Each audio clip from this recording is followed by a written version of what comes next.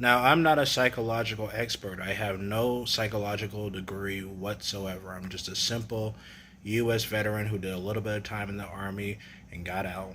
However, I've been using YouTube for 20 years and I consider myself an observer. And one thing that I've observed is pattern recognition. I was originally going to ask or title this video, why do commentary channels implode? But it's not just commentary channels that go through this, it's all sorts of channels. For example, Gerard the Completionist imploded, and I'm not just talking about his weight. This man with over 1 million subs got caught up in a charity scandal, and after the drama, his views have pretty much tanked. Like, nobody watches his reviews anymore.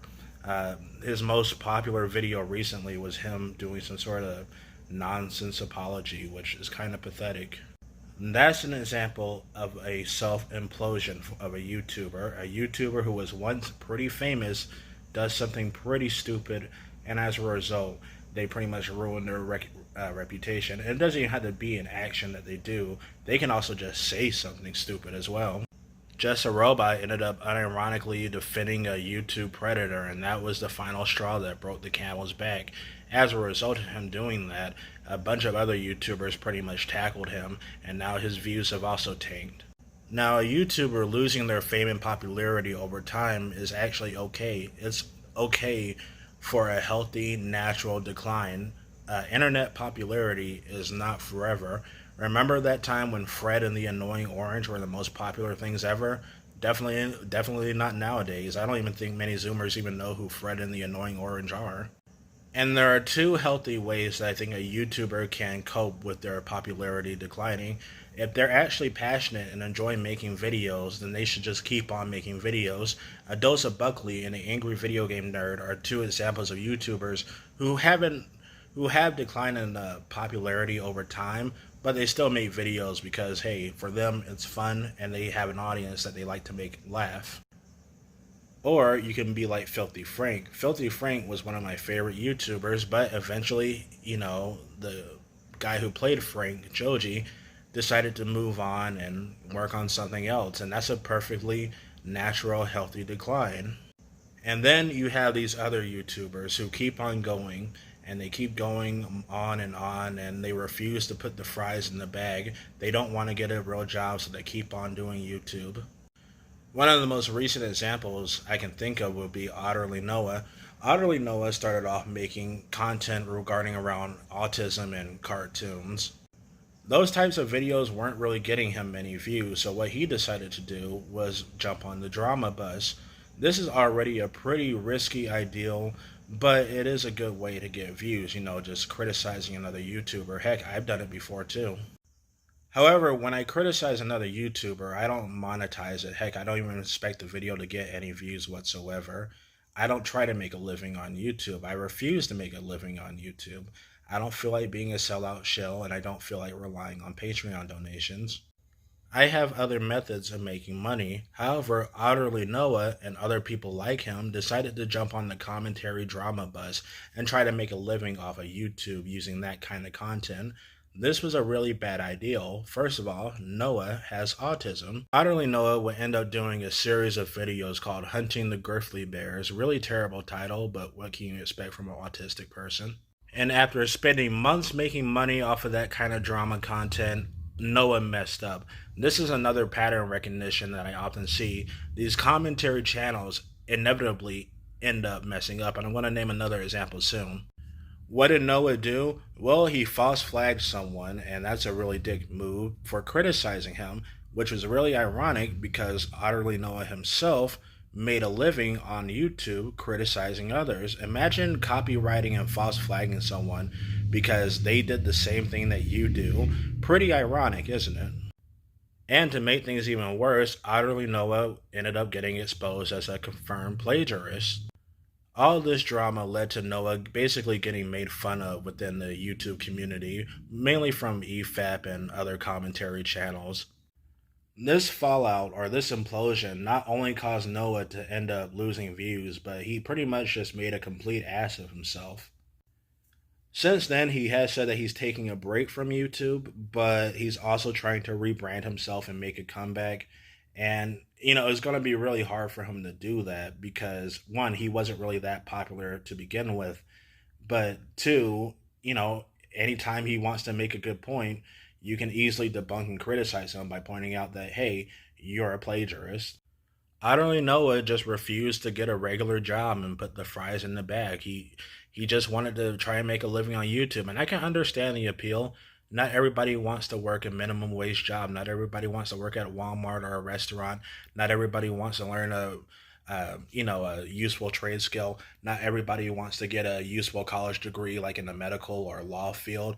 YouTube sounds very appealing until you realize that trying to make a living off of YouTube is not that healthy. I mean, you're spending all day looking at a screen, editing videos, and when you're doing commentary drama slop, you got to constantly look for drama. And that sounds miserable. It's like, it's no wonder these people implode. At least when I do a video, it's because I feel like it. I don't have to depend on YouTube drama. I just literally make whatever pops up into my mind. Like the other day, I made a video about what happens if you fail Army basic training. There was really no incentive behind it. I just felt like making it, and hey, if one person ended up seeing the video, awesome. Maybe I could have helped them out. But drama slop YouTubers, they gotta constantly look for the newest drama, and they gotta constantly e-beg on stream and hope to God that their Patreon members don't end up leaving the Patreon. What was also funny and interesting about the Utterly Noah crash out is that Utterly Noah tried to go to his breadtuber buddies for help. He tried to go to the Birdman, who's also having his own fallout and crash out as of right now. Twitter pretty much rot this person's brain. And then he also tried to get help from Anthony Yo Gabba Gabba, another breadtuber. These two ended up at first trying to defend Utterly Noah, but after Utterly Noah pretty much sunk the ship, they just abandoned him. That's another important thing I want to say.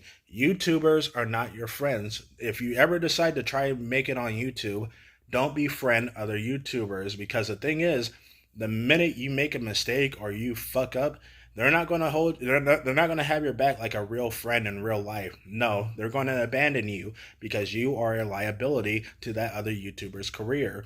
Fuck YouTube friends. They're not really on your side.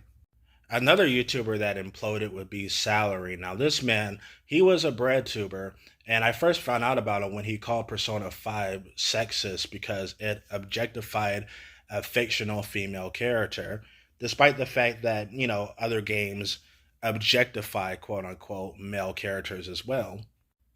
But Salary was so desperate to avoid putting the fries in the bag and getting a real job that he literally said that if you stop giving him Patreon money, it is equivalent to financial abuse.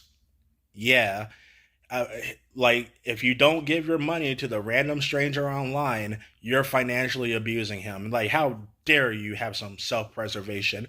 Give all your money away to the YouTuber. As a result of this, Salary also pretty much ended up losing his YouTube credibility and is also tanked in views and hasn't uploaded in months. Thank God.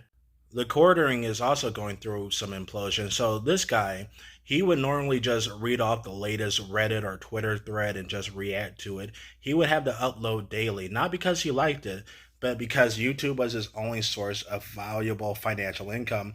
This man has made a lot of stupid purchasing decisions, so as a result, he relies on the YouTube shekels. He doesn't want to get a real job.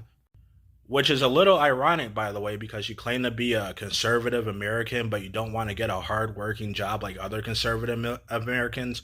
You just want to sit at the computer screen all day and pee yourself. You are a disgrace to conservatives and white people in general. Anyway, his implosion, well, he's been imploding for a long time, but his implosion has really recently started because he decided to false flag another person. This is also really ironic because the quartering also makes a living off of criticizing other YouTubers. As a result, the quartering is tanking in views. He is losing viewership, he is losing donation members, and all that kind of good stuff. Inevitably, he will have to leave this platform at some point. He can't keep going on forever. So why do YouTubers keep on imploding? One, refusal to get a job. They want to make it on YouTube. They don't want to put the fries in the bag. As bad as real jobs are, at least they're a lot more financially stable and reliable. unlike, depending on Patreon. The thing about Patreon is that, if the economy changes or if a YouTuber does something retarded, the Patreon members can end up leaving and stop donating to that YouTuber. Heck, a Patreon member can leave just because they got bored of said YouTuber. And you might be thinking, well, wait a second, isn't a YouTuber that has like a million subscribers like super rich or something? And that's not always the case. You know that guy who did the Dog of Wisdom animation? That animation and his other cartoons have gained millions of views. I wouldn't be surprised if his channel has garnered 1 billion views. And you know what he had to do? The animator Joe Gran, he had to actually make a video talking about his bad financial situation. He's in a bad financial spot. He can't get a real job. Despite having billions of views on YouTube, the guy makes less than $1,000 on Patreon. In fact, that number actually sank because his Patreon donors decided to go away for whatever reason. Trying to make a living on YouTube is incredibly risky and also incredibly stupid. I guarantee you, less than 1% of YouTubers actually do make it. If you're going to shill and make money on YouTube, that's fine. You do you. I mean, some of my favorite YouTubers do it as well, but you should have a backup job or a backup source of income in case your YouTube career doesn't end up fanning out. Reason number 2 why YouTubers just implode: ego. They don't want to go away. No matter how much negative backlash they get, they refuse to go away. They are like cockroaches. The completionist, his YouTube career is pretty much dead at this point. He has taken views dramatically, and he still decides to upload. Same for Otterly Noah. These people aren't in it for the passion. They're in it for the money. They desperately don't want to get a real job. They want to do YouTube as a living.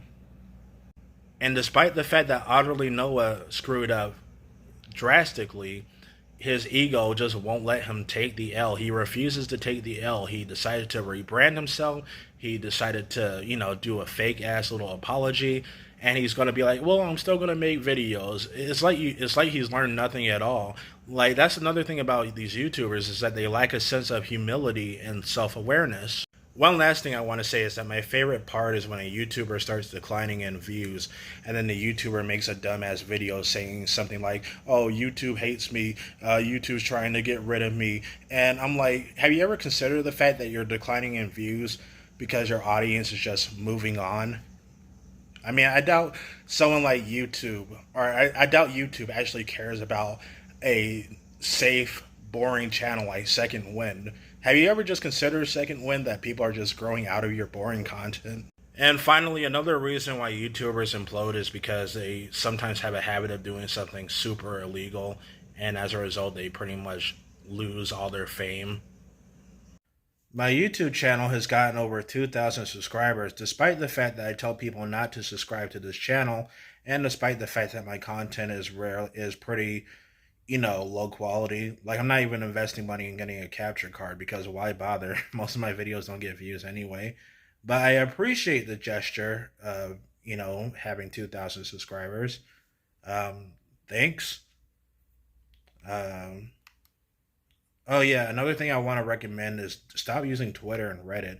Like, Twitter and Reddit is a big reason why certain YouTubers end up in retarded dramas like the Birdman.